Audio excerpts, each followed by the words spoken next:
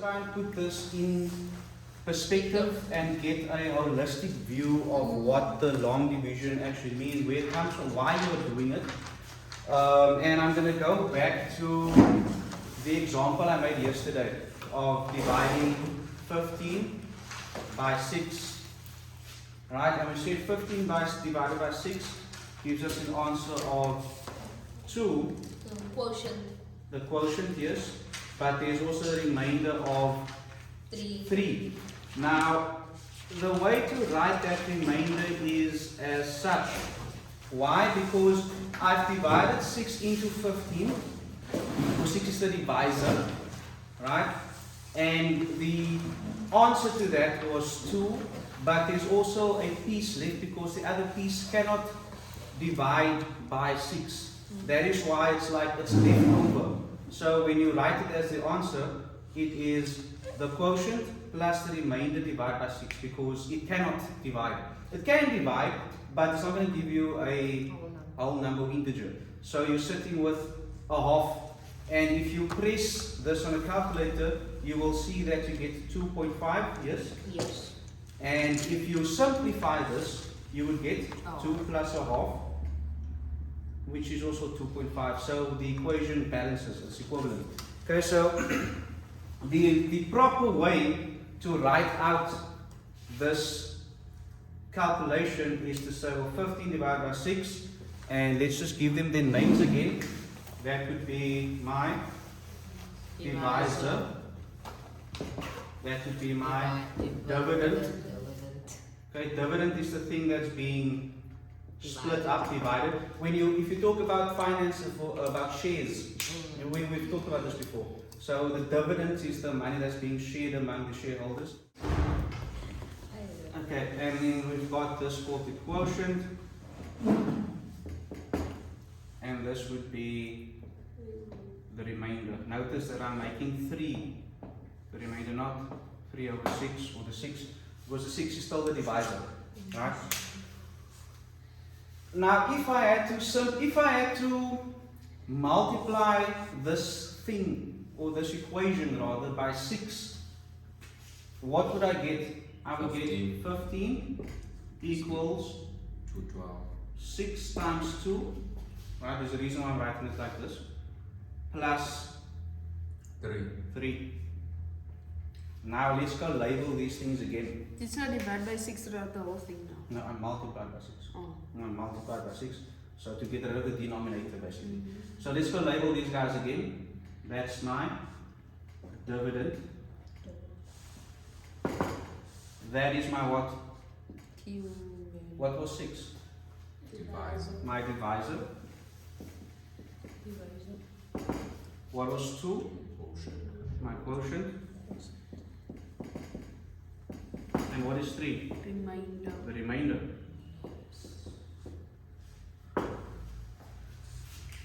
In other words, my number, it's called, you can technically call the number 15 an expression, right? Because it is an expression, it's just a constant with no other stuff around it. That means that my dividend can be written as my divisor multiplied by my quotient plus whatever remainder is there, right? Now let's just quickly jump away from this for a second. What happens if I don't have a remainder? What if my remainder is 0? Then it means that my divisor and my quotient are what? They are Factors. If there's no remainder, then these two things are factors of the number that they are multiplying into, or to, right? So yesterday we talked about the remainder theorem, and we said that if any polynomial, f of x, is divided by ax minus b, right, some factor ax minus b, to a point where there's no more x's left, then the remainder will be equal to f of b over a. Right? That is basically the theorem, that's the law. Right? So in other words, and I'm going to use the one that we did yesterday. We said that if f of x, and in this case f of x 2x squared plus 5x plus 4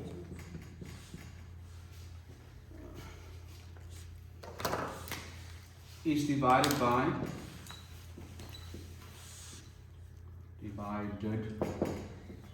what was that? 2x minus 1.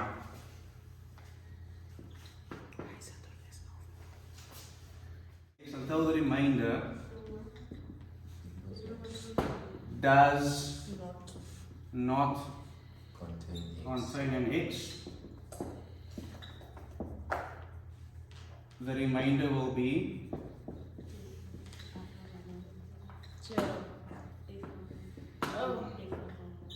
f of b over a. B over a. What is b? 1 over 2. B over a. Remember the form of this factor that's in the theorem. The form of the factor that's in the theorem is ax. It's ax minus b. Okay? So in this case, my factor 2x minus 1 is in the form ax minus b. So I take the b just as is out of the factor. So I'm not going to say minus 1, because according to the theorem, if it's divided by ax minus b, the remainder will be f of b over a.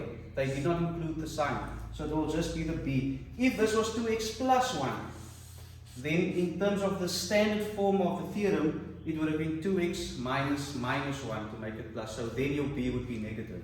We'll do an example about that a bit later. So I want you to quickly work out what is f of a half. What is f of a half? How would I do that? Substitute. I'll say f of a half is equal to 2 a half squared plus 5x, plus 5 times a half, plus 4. I've got 1 over 2. So that's 2 over 4 plus 5 over 2 plus 8 over 2. So that's 13, 14 over 2. And I've run out of space, but 14 over 2 is equal to 7. So the remainder then for the, if f of x is divided by 2x minus 1, the remainder will be 7.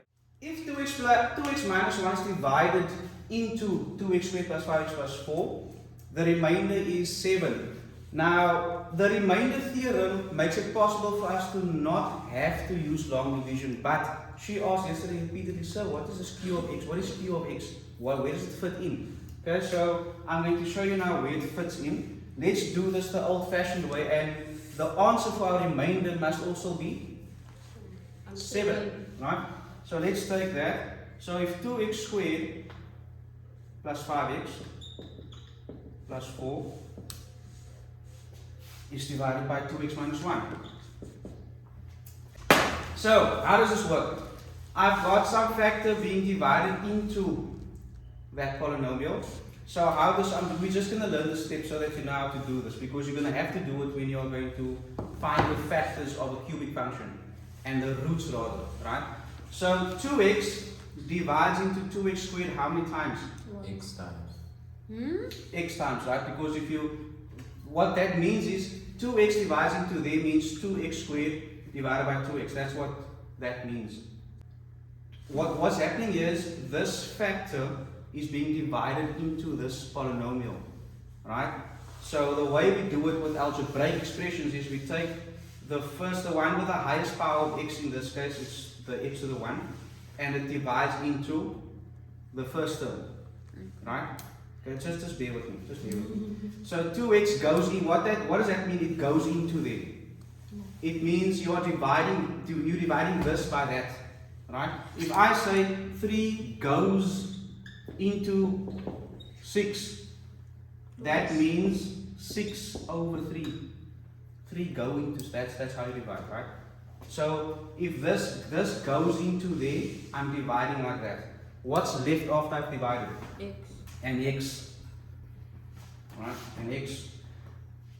The place where we write the x is in line with the x's that's here. So there. Okay. So that's the first step. You divide, multiply, subtract. That's how long it works. Divide, multiply, subtract. So I divided, multiply, so x times 2x squared is 2x squared again. But I'm not done. With long division of normal numbers, you would have done that just once because it's just a number outside, but there's now two pieces here. So I'm saying x times negative 1 is negative 1x. Subtract. Watch how I'm subtracting. I'm using brackets, always. Okay?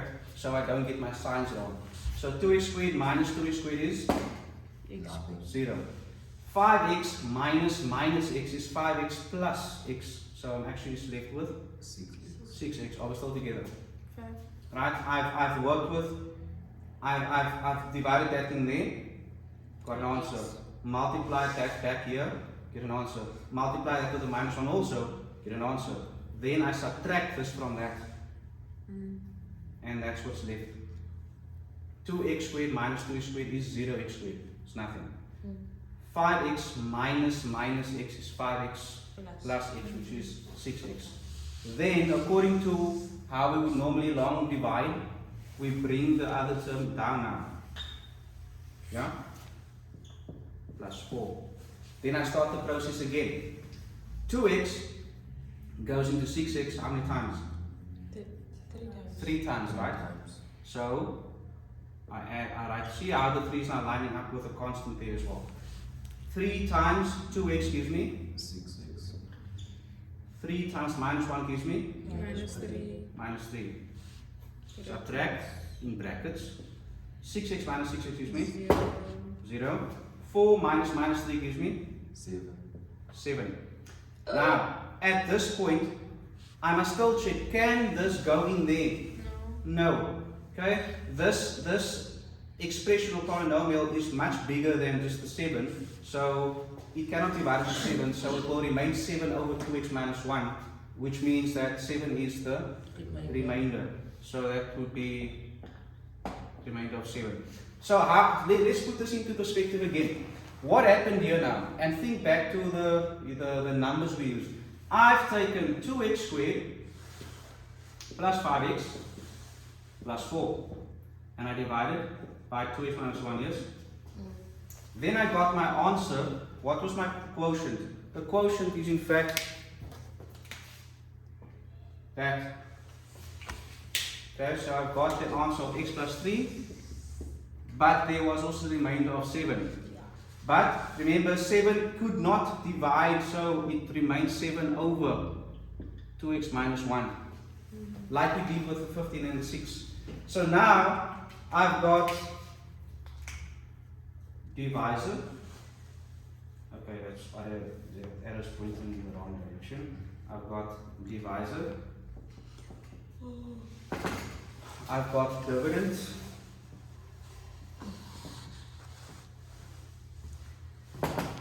I've got, what is this? Quotient. And I've got the remainder. Now let's go write it in the form that I introduced to you yesterday. In other words, if I multiply both sides of my equation with 2x minus 1, I will have, let's just take this away. If I multiply both sides by 2x minus 1, I'm going to just should put the multiply by 2x minus 1. I will get 2x squared plus 5x plus 4 is equal to what? My 2x minus 1, let's write it in the order that we learned it, times my quotient plus 7. So if you compare this to the numbers we just used, we have dividend here is equal to my divisor multiplied by my and plus my remainder. So that is the form that I introduced you to yesterday. Of course, we won't call it dividend, we'll call it the polynomial f of x is equal to the product of the divisor and the quotient plus whatever remainder is there. And if there is no remainder, then the divisor and the quotient serve as factors. Oh, just to add here, we did simplify this to saying divisor times q of x. We call the quotient the function, right? Sometimes it can be a function plus the remainder, and that would then be your function f of x. So this is a better description of what's happening there.